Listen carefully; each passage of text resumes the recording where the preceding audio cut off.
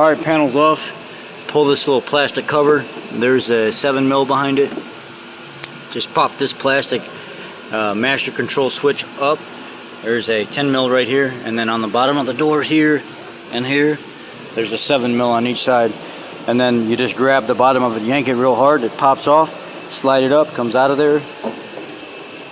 And then once you get to the door part itself,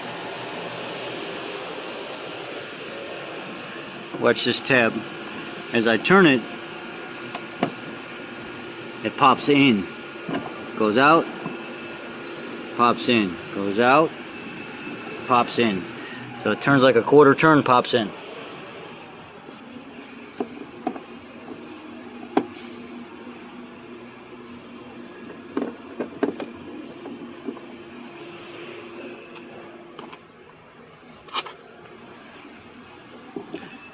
I just can't get my hand around that. There we go. Pops in. That one I already did. Disconnect everything on the door itself.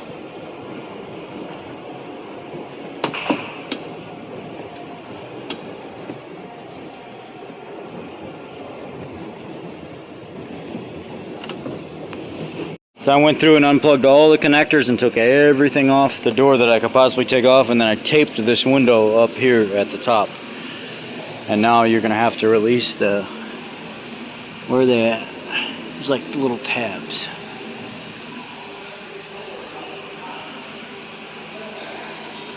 Oh, we'll have to find them.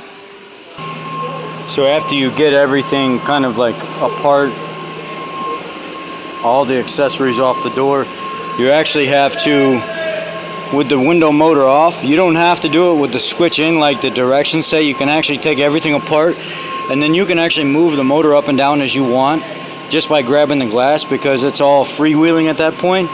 And then there's like these white pieces of cover.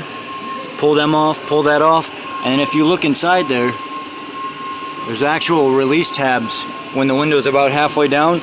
So you'll have to have somebody hold it while you're pushing the release tabs, and then the window will slide up, and then go over to the other side and it'll slide up, and then you can pull the glass up and set it, and now you're ready to start pulling this regulator assembly and stuff out of here. There was two 10mm right here. I think they have to be pulled. I went ahead and did it just now because that's all attached to the whole entire assembly. Now I'm going to try to, these actually, when they rotate, if you can get them to pop out all the way, it would be better, because it's easier when you go to remove the assembly. You see here, I had to take a pick, and I kind of like messed up that seal a little bit, but that's all right. It ain't gonna hurt nothing. I can confirm those last two 10mm that I was saying, they do need to be removed. But here's the assembly. It's just this plastic assembly. That's pretty much it. Driven off just a sprocket gear from the window motor right here. Just moves this up and down. Probably prone to failure in the future for sure, because it doesn't look like it's very durable. And now we need to pull this whole assembly here out of this door, because if you look,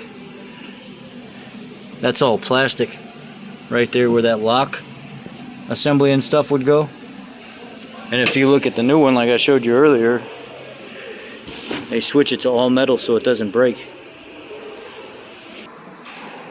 So after you get the associated T20s out of here, a couple T27 or T25s, I forget what I put on my impact driver.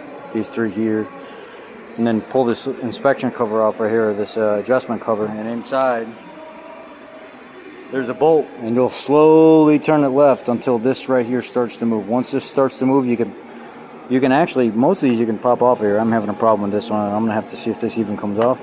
But I was able to slide this. You see how I kind of putting this in here on an angle, and then as you maneuver it, it'll actually go back in. But anyway, I'm gonna go ahead and try to figure out if this even needs to come off of here. I don't think it does. I think it's just kind of snapped in there and being a booger to get off, so I'll have to mess with it. So it actually just needed to be popped off there the rest of the way. That's pretty much it, and then it came right off.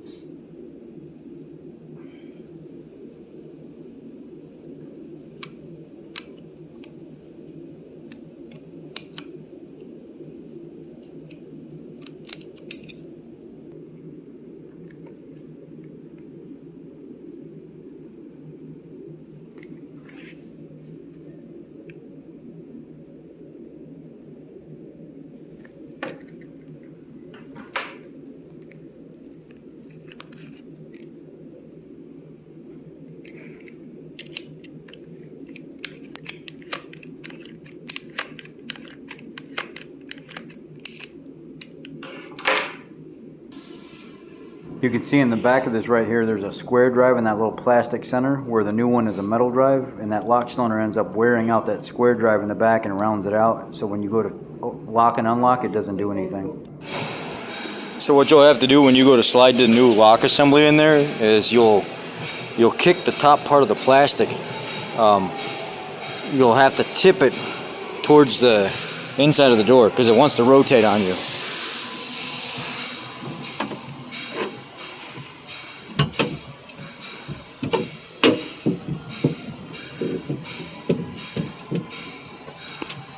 You'll have to like tip it in.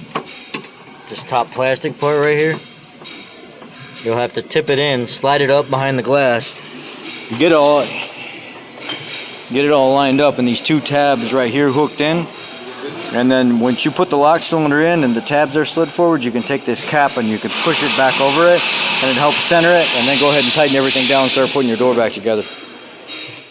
If you ever have to pull this assembly apart, this is a lock position right here. You can actually mess with the adjustment screw right here at the end, and as you move this assembly back and forth, you can pull it enough to where this here will actually sit on top of that lock.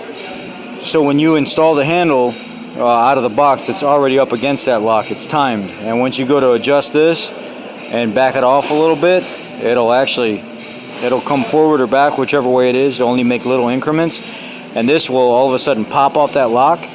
And then as you're trying to push the handle back into the slot, keep going, it'll pop, it'll go in, and then finish tightening it up the rest of the way. And what ends up happening is it'll just slide right in, and then you're in, and everything is timed.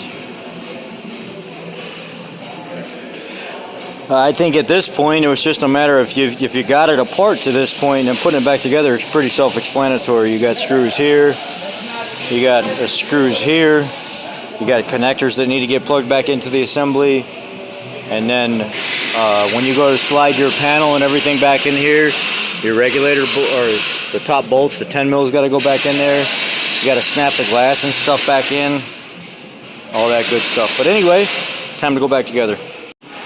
Okay, everything's back in.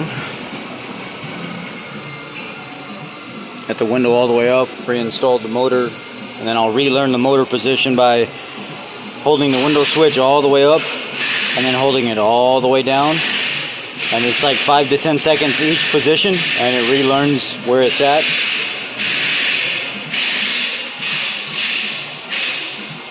So now we'll get everything put back together, put the door skin on, run the stuff for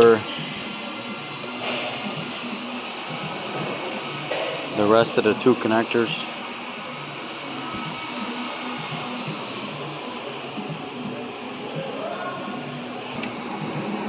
When you do this part right here, to release it, pull back on the tab, and when you go back in, slide it underneath the little hook part right there first, and then clip it in. And then make sure this little cable here is pushed back in its slot. And then hang your door now. Your little cable just snaps into the bottom. So now hang the door, get it up here, and then put all your screws in. The cable that goes through the lock assembly right here that we slid in, the one that snaps in, it's actually got a little tab up here that it sits on top of. Let me see if I can slide this off nice and easy without.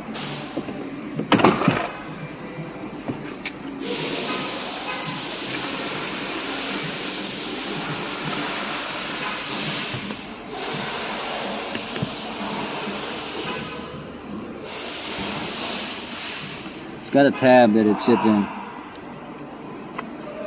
And then when you put it up there, it kind of holds it out of the way. Sorry the video's so rough, but you know what? I gotta roll. I don't got time to do a lot of editing and stuff like that. You get what you get, and I apologize. Okay, it's all installed.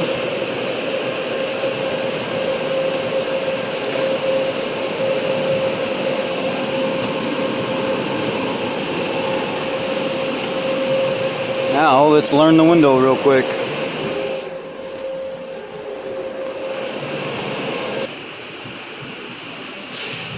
Okay, what we're gonna do, I'm gonna hold this in the up position.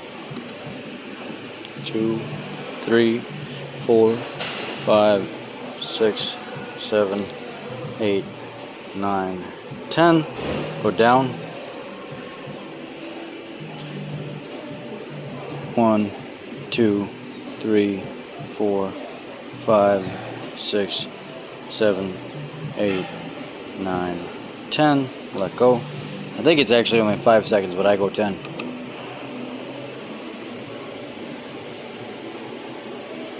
There she is. It's timed properly. Let's let it go down. Okay, all is good and everything's timed. And that's what most Ford vehicles from, like, let's just say like 2010 on, and it may even be some other ones. That's that window relearn.